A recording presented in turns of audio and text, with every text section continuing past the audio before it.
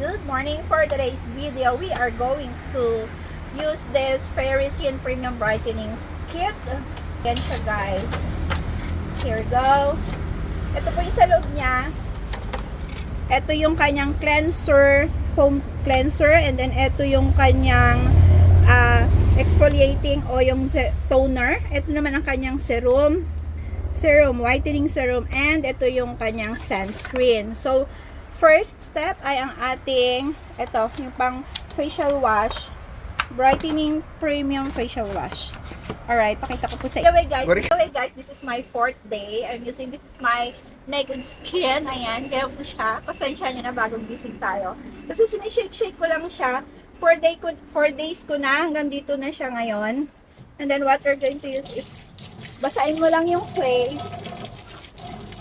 Like that. And then, mag-swiss lang ako sa kanya ng mga 3 lang. 1, 2, 3 dito sa palm. Oh, sorry. Tapos, irarub mo lang na ganyan and then i-apply mo siya sa skin. Like this. Circular motion, pataas. Ganon din dito sa side na to, dito. Ayan. Alright. Ganyan lang, guys. Stop mo na pa. Ganyan lang siya. Nagpi-peel off na siya actually kasi pang 4th day ko na. And then, i-rinse na natin agad. Guys, tas na tayo mag-wash ng face. I-rub mo, pat-pat mo lang na ganyan pag pinapatuyo.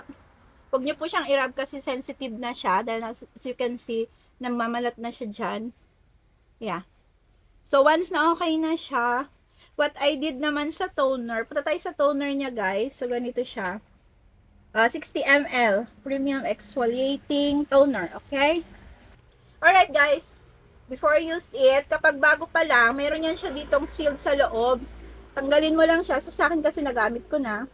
Natanggal ko na yan siya. And then press mo lang siya here. Tapos magkuha lang ako ng konti. Mga 2 drops or 3 ganyan.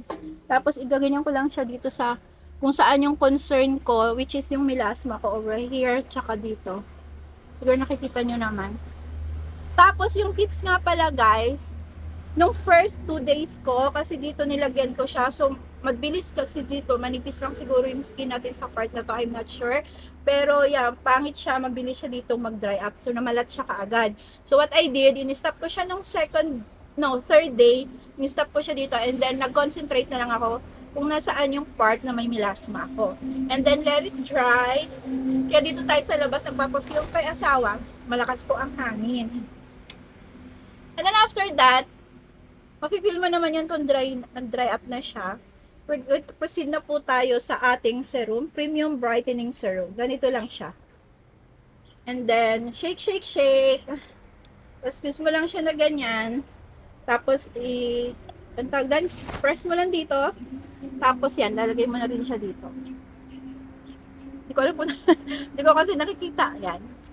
So yeah, rub mo lang siyang ganyan. All over your face. Again, circular motion. Pataas. And same with here part. Sa part na to. And yeah, that's it. And then again, papatuyuin mo lang siya sa air. Guys, natuyo yung serum, sorry. So, let's go na sa ating pang 4th na i-apply. Ito pong Premium Brightening Sunscreen. So, sobrang halaga nito. Huwag nyo pong kakalimutan. Day and night. Para sa UV protection ninyo.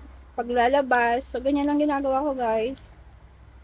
Tapos, i-sealed ng mabuti. I-close, I mean. Tapos, lagay mo. Okay na guys, naglalagay na tayo ng ating sunscreen, which is the most important part ng ating pag gumagamit tayo ng ganitong sets ng product sa ating mukha. So, all over your face para protected tayo sa init, UV protection, and everything kapag lalabas. Or kahit na nasa bahay lang kayo guys, importante meron tayong sunscreen. So, this is my naked face. Ngayon na siya guys, as you can notice, nakikita nyo po sana siya, namamalat na siya dyan, at saka dito. Guys, yung ating naked skin.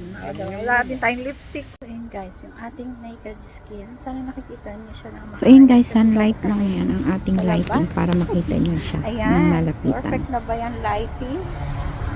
Yan guys, nagbabalat na siya hanggang dito.